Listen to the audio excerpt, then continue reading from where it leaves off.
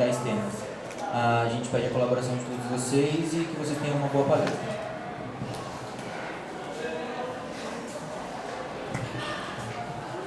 Bom, gente, o meio ambiente nada mais é do que a relação, ele é baseado em relações com o meio físico, o meio biológico e o meio antrópico. O meio físico está incluso as rochas, os solos e as águas. O meio biológico, a fauna e a flora. E o meio antrópico é a relação entre nós, seres humanos, e a natureza. O meio ambiente, ele é um meio intangível, ou seja, nós não podemos tocar. Tudo que nós tocamos, que está na natureza, é em relação a esses três meios. Por exemplo, tocar numa pedra é o meio físico, um animal é o meio biológico. E tudo que construímos, que precisamos de recursos da natureza, é o meio antrópico. E o meio ambiente é um termo antropocêntrico, ou seja, nós seres humanos somos o centro de tudo. Sem o ser humano, a natureza, o meio ambiente em si não existiria apenas a natureza. Porém, nós mesmos precisamos da natureza e não a natureza de nós. Então o que acontece é que a gente destrói e o que acontece é que destruindo, posteriormente não vamos ter mais nada para aproveitar.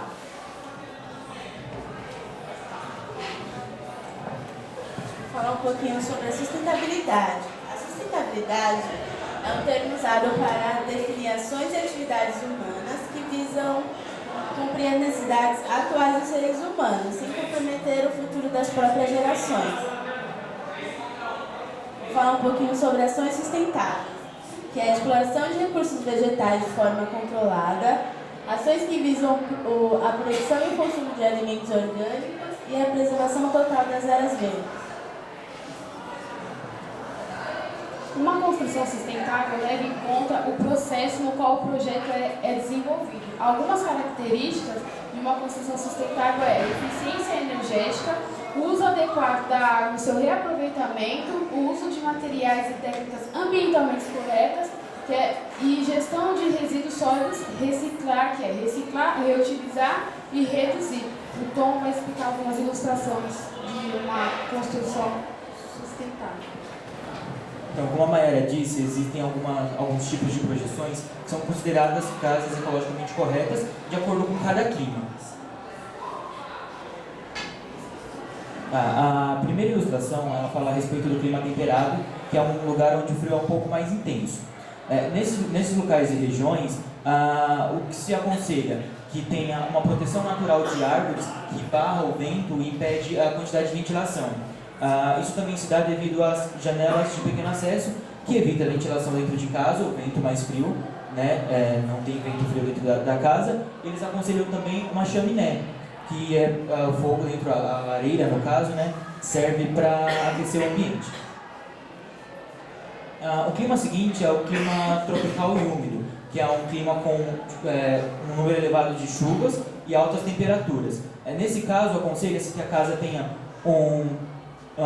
tetos altos para facilitar a ventilação, sendo que os tetos têm que ser inclinados, para que quando a chuva bata, a chuva escorra de forma que não acumule no telhado da casa.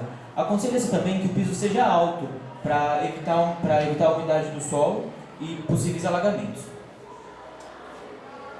O terceiro e último clima é o clima tropical seco, que são com dias quentes e noites frias. O que se aconselha nesse caso? Que os telhados sejam feitos ou como teto verde ou com terras para proteger das altas temperaturas. Porque, por exemplo, durante o dia, por ser quente, o fato desses telhados terem terras ou gramas, na maioria dos casos, impede que entre dentro de casa superaqueça e evita também que o calor dentro de casa saia, mantendo assim sempre a mesma temperatura.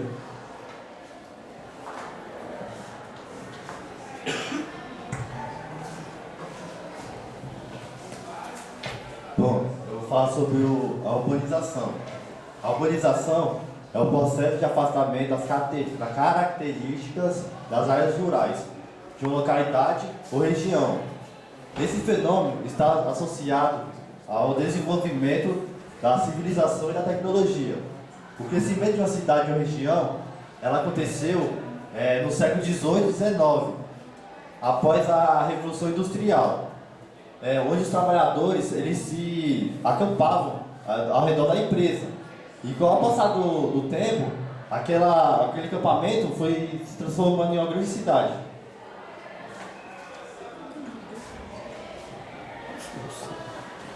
Bom, eu vou falar sobre o processo.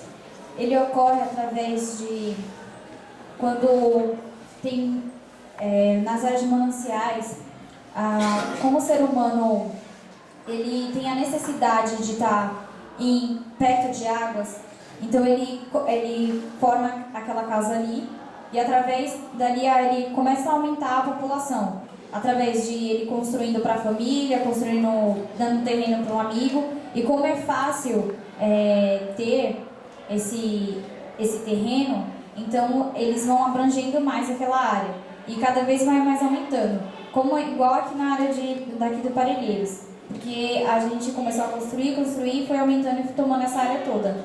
E aí ocorre o desmatamento e ocorre esse processo de urbanização. A urbanização de Parelheiros é feita pelas restrições pelas legislações ambientais. Parelheiros não pode ser construídas áreas, não pode haver construções nas áreas de Parelheiros mais, é uma restrição isso. Os problemas ecológicos estão ligados aos esgotos e às áreas de mananciais. Isso ocorre mais com as populações de baixa renda, porque eles constroem casas nas áreas de mananciais, que é para a própria produção de água, para a própria utilização da água dos mananciais.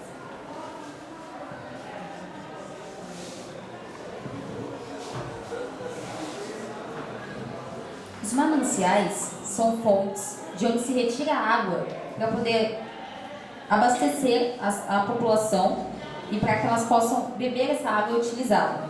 Na legislação está escrito que os mananciais são de interior subterrâneo, são fontes de águas, de interior subterrâneo ou superficial fluentes. E com a urbanização de áreas desses mananciais, acaba afetando essas águas e com a poluição dessas águas, mesmo se as pessoas não morarem em volta dessas áreas de mananciais, elas morarem apenas perto, como uma indústria que tiver sua base perto das áreas de mananciais, ela pode poluir essa água e afetar a água que está abastecendo toda uma população. Então é preciso a conscientização, é preciso que as pessoas usem a água de forma sustentável e que cuide desses lugares, porque é essa água que vai abastecer todas as pessoas que estão lá e vão afetar elas mesmas. A APA foi feita para poder cuidar desses lugares, para cuidar dessas áreas de manancial, para cuidar dessas áreas de manancial e para que elas possam... Empurra o coisa embaixo. Empurra ele pra cima. Desliga, fala. Alô?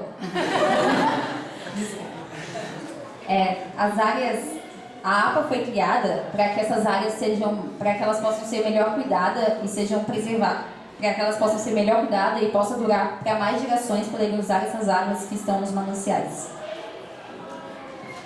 Só um lembrete, a APA é a Área de Proteção Ambiental do município de São Paulo.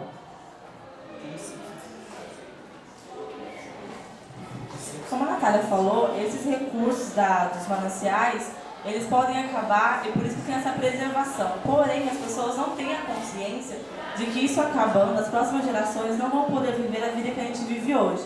Como mostra aquele mapa ali, essa parte vermelha superior ali mostra a ocupação das pessoas nessas áreas de mananciais. A área verde é onde ainda há o manancial em si preservado e aquela parte escura são os rios.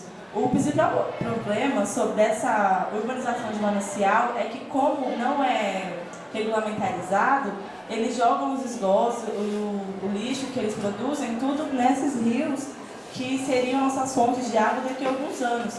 Então, o que acontece é pela facilidade de comprar terrenos dentro dessas áreas de mananciais. Eu vou falar um pouquinho sobre a APA do Capivarimonos, que é uma área de proteção ambiental. E a denominação dela é através de 2 rios, bem limpos ainda, que são localizados no sul do município de São Paulo, que é aqui em Parelheiros. Também teve a criação foi através desses dois rios, que eles ainda são limpos, cristalinos e cobertos por mata. Só que eles estão sendo muito prejudicados pelo crescimento muito grande das cidades e pelas moradias clandestinas que estão sendo implantadas. Também teve o projeto de lei para a criação dessa APA, que foi em maio de 96, só que só em junho de 2001 que ela foi legalizada pela então prefeita Marta Suplicy. Também tem as estratégias para a criação da APA, que são alguns objetivos que eles tiveram, que foi a preservação dos recursos hídricos, também teve a proteção da biodiversidade, do meio ambiente natural. Eles também procuraram proteger o patrimônio arqueológico e cultural e para melhor qualidade de vida da população.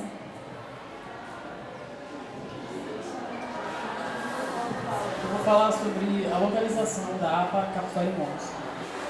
Essas linhas vermelhas, que elas delimitam as áreas de proteção. Como vocês podem perceber, são praticamente a região sul toda da capital.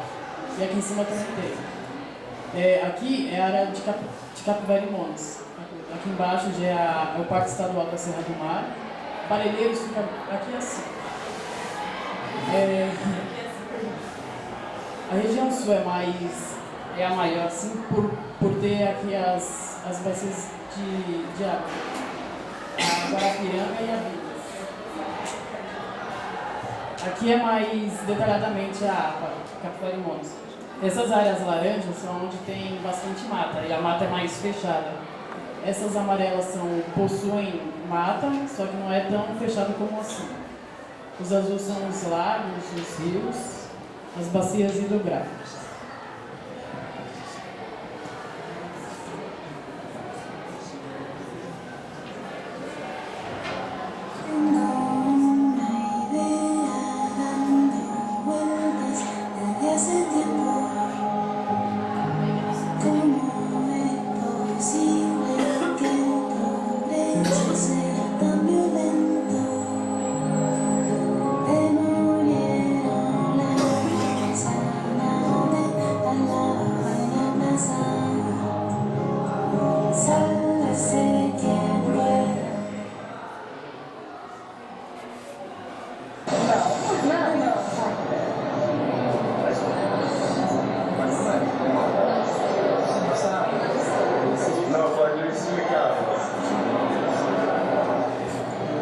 Sustentabilidade?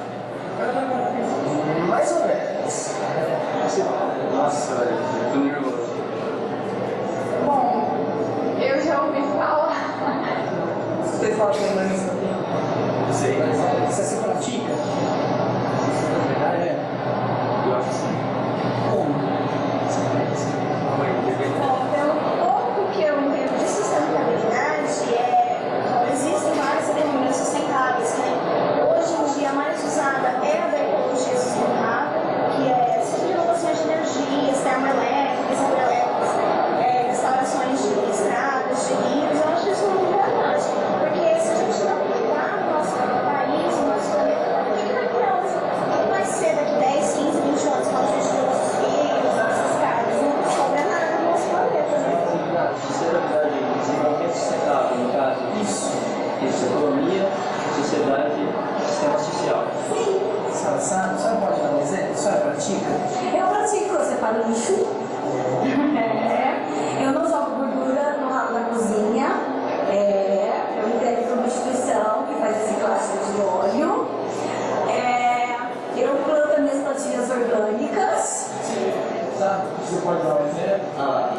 Então, É quando a empresa faz o produto já pensando lá na frente, como vai ser descarte, utilização, aproveitamento. Como uma coisa é capaz de se gerir por si só.